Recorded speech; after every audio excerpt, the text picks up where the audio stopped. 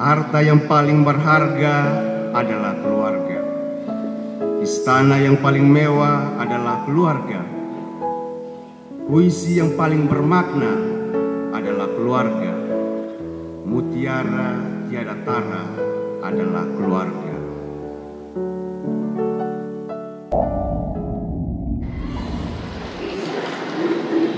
Alkisah, ada sepasang suami istri datang kepada seorang yang bijaksana untuk bertanya perihal anak dan keturunan.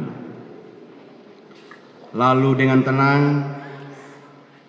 sang bijak itu berkata,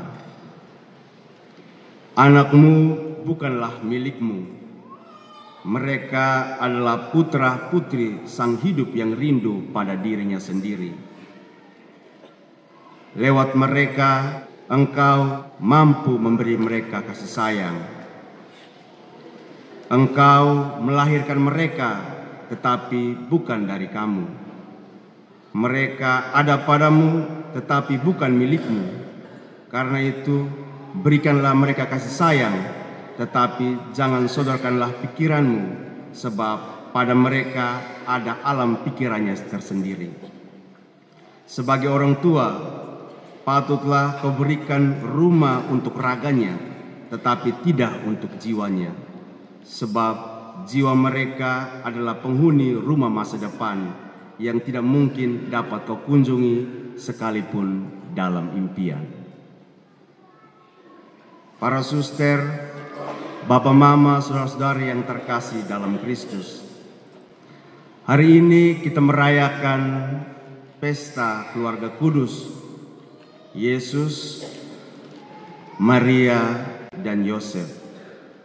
Gereja mengajak kita untuk melihat bagaimana perjalanan kita, perjalanan hidup keluarga kita masing-masing. Seorang imam lahir dari keluarga. Kita pun semua yang ada di sini lahir dari sebuah keluarga. Karena itu nanti di akhir khotbah saya mengajak kita semua, bagi orang tua, bagi yang sudah menikah, melakukan pembaharuan janji nikah. Saya sebagai seorang imam dan di hadapan Tuhan, kalian yang telah menikah akan membaharui janji nikah di hadapan Tuhan. Yesus adalah anggota keluarga dari sebuah keluarga di Nazaret. Yosef, seorang tukang kayu, Maria, dan Yesus adalah keluarga Nazaret. Hari ini kita kenangkan keluarga Nazaret dalam perayaan kudus ini. Kita tahu bahwa di dalam keluarga kudus terdapat kesukaran-kesukaran. Tidak setiap hari itu menyenangkan. Yesus misalnya tinggal di dalam bait Allah tanpa seizin orang tuanya. Bahkan orang tua merasa cemas. Tetapi kita juga tahu bahwa Maria dan Yosef maupun Yesus menyelesaikan segala kesukaran-kesukaran itu dengan ketenangan. Bersama Yesus di tengah-tengah kita sekalian, keluarga Nazaret mampu melaksanakan berbagai hal-hal baik walaupun di dalam kekurangan. Mereka adalah keluarga yang sederhana.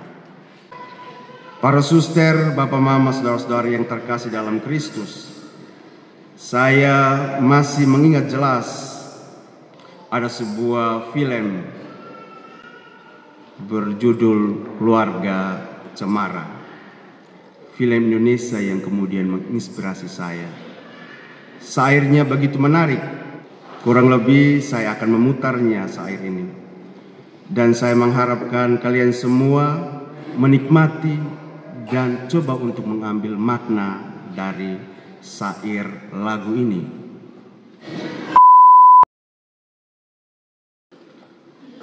Baik. Syair ini kemudian saya putarkan ketika saya menulis renungan ini. Harta yang paling berharga adalah keluarga. Istana yang paling mewah adalah keluarga. Puisi yang paling bermakna adalah keluarga. Mutiara tiada tara adalah keluarga. Keluarga menginspirasi kita, terutama saya sebagai seorang imam lahir dalam keluarga. Kita semua yang ada di sini lahir dalam keluarga. Keluarga mewakili, mengukir sejarah hidup manusia. Keluarga merupakan kenisah hidup, kenisah cinta, kenisah yang darinya tumbuh dan berkembang segala utamaan Kristiani. Karena itu, hendaklah kita sekalian mencontohi keluarga Nazaret. Masihkah keluarga-keluarga Kristiani menjadi harta yang paling berharga, istana yang paling mewah, puisi yang paling bermakna, mutiara yang tiada taranya? Ataukah sebaliknya, keluarga tidak mampu mempunyai harga diri yang baik, tidak lagi menjadi tempat ternyaman bagi anggota keluarga, karena yang terjadi adalah kebencian, dendam, iri hati, dan sebagainya? Puisi paling bermakna adalah keluarga. Saya mencoba mengajak kita sekalian, hai para orang tua, hai para putri, putra, keluarga, mari kita melihat bagaimana perjalanan keluarga Nazaret. Pada pesta keluarga kudus ini, gereja memberikan kepada kita makna terdalam dari keteladanan Yesus, Maria, dan Yosef. Injil mengungkapkan Maria dan Yosef adalah pasangan yang hidup menurut ketetapan Allah. Mereka melaksanakan segala tuntutan hukum Allah, hukum Musa, seperti pentahiran wanita serta korban bagi anak sulung kepada Allah. Apa yang perlu kita pelajari dari sini? Yakni walaupun mereka dalam kesibukan, tetapi mereka masih memperhatikan kewajiban keagamaan mereka. Kesibukan duniawi bukan menjadi alasan untuk melupakan hal-hal rohani. Yang kedua, mereka mempunyai keluarga sederhana, hidup dengan penuh kesederhanaan. Hal ini terukir jelas bahwa bahan persembahan mereka adalah burung tekukur dan seekor anak burung merpati. Itu adalah persembahan orang sederhana pada zaman Yesus. Sebab persembahan orang yang kaya biasanya lembu, anak domba yang masih muda dan tidak bercacat. Tetapi keluarga Nazaret hanya mempersembahkan burung tekukur dan seekor anak burung merpati. Hidup dalam kesederhanaan. Yang perlu kita teladani adalah mereka selalu memprioritaskan persembahan kepada Tuhan walaupun dalam kesederhanaan mereka. Yang ketiga, kalimat terakhir dalam Injil yang baru saja kita dengarkan. Anak itu bertambah besar dan menjadi kuat, penuh hikmat dan kasih karunia Allah ada padanya.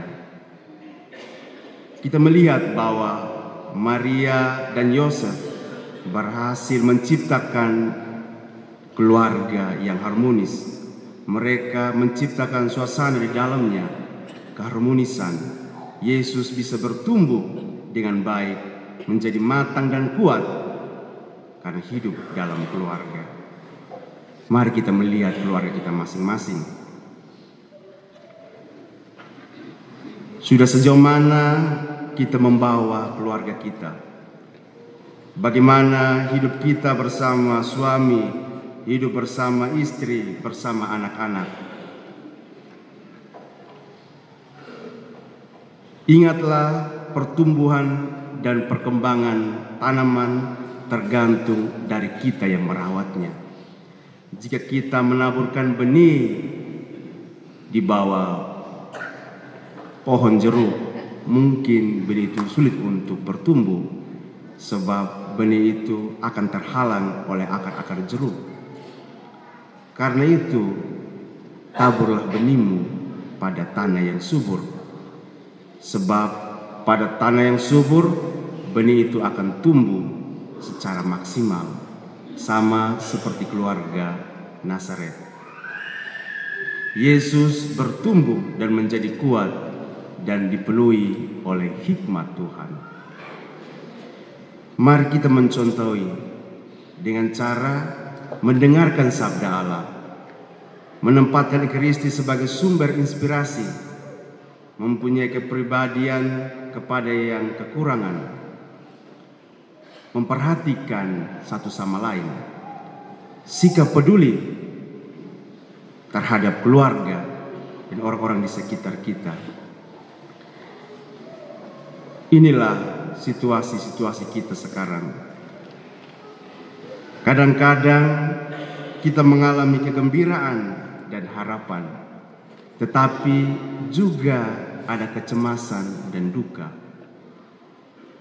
Hidup dalam keluarga penuh dengan tantangan. Tetapi satu hal yang perlu kalian semua sadari, bahwa walaupun berbagai tantangan, tetapi keluarga kudus mampu melewati itu.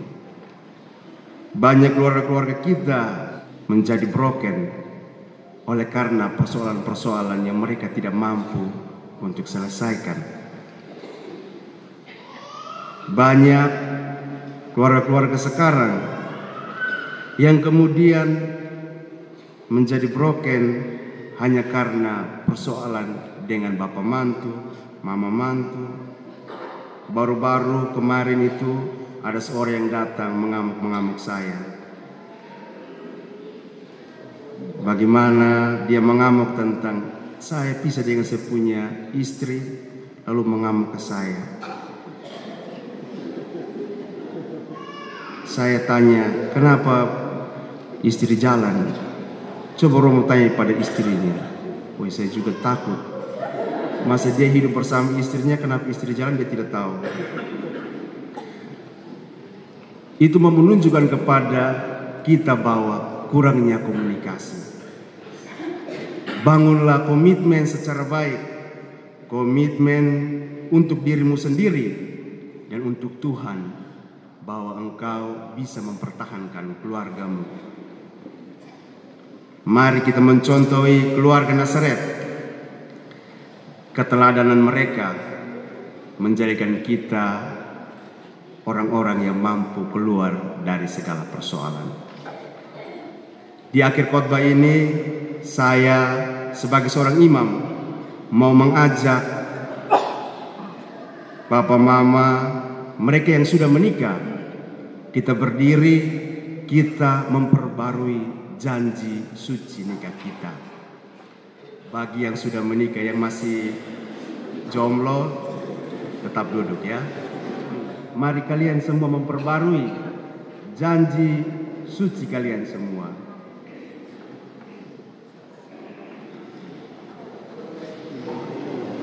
Kalian menjawab, ya, kami bersedia. Apakah Anda bersedia memperbarui janji pernikahan Anda pada kesempatan ini?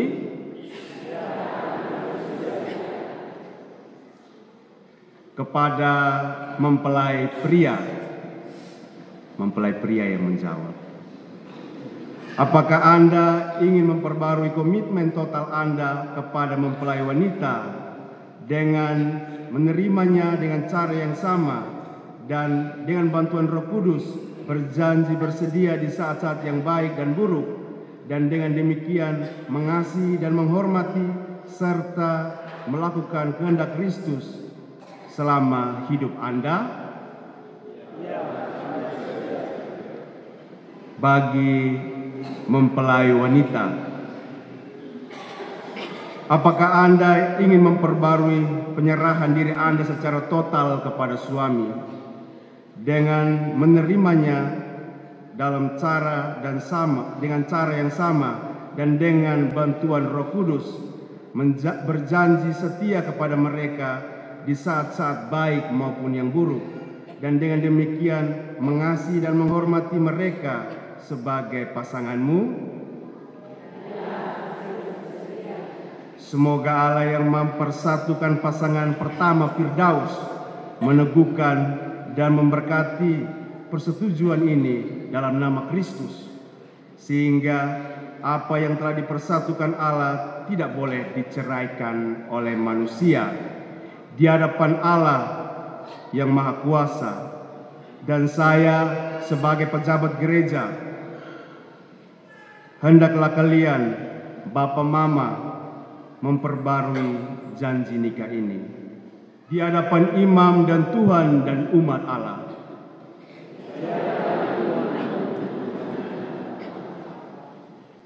Saya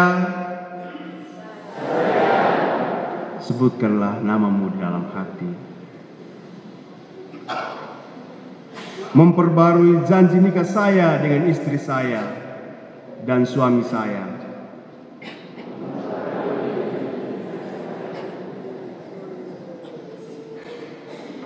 Sebutlah nama pasanganmu di dalam hatimu.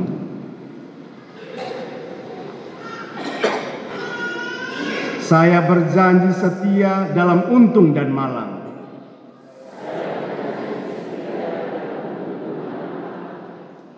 Saya mau mencintai dan menghormati dia seumur hidup saya.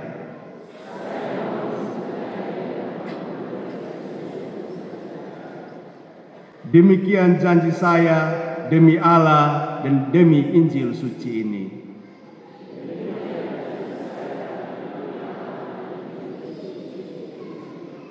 Atas nama gereja Allah dan di hadapan Tuhan, saya menegaskan bahwa perkawinan Bapak Ibu sekarang diakui oleh gereja sebagai perkawinan Katolik. Saya menegaskan juga bahwa anak-anak Bapak dan Ibu yang sudah lahir diakui sebagai anak-anak yang telah lahir dalam perkawinan Katolik.